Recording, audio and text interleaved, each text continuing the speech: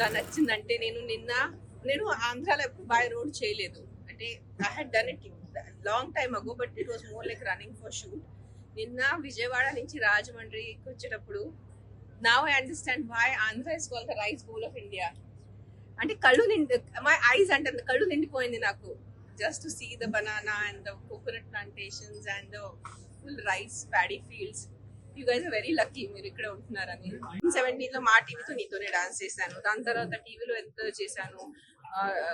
2 years ముందు రవితేజ గారితో cinema చేశాను, ఇంకా చేస్తానున్నాను, మధ్యలో డైరెక్ట్ చేశాను. సో మా ఇన్నింగ్స్ ఎప్పుడు అవలేదు, మళ్ళీ సెకండ్ ఇన్నింగ్స్ అవడానికి.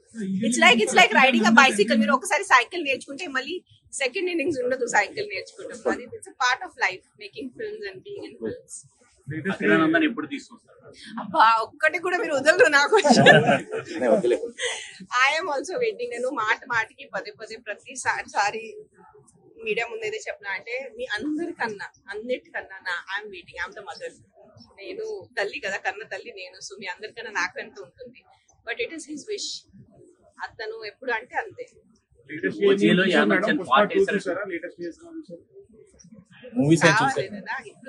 ఐశ్వర్యకి సినిమాకి ఏ కనెక్షన్ చెప్పండి. మీరు శ్రీధర్ గారు అడిగారు.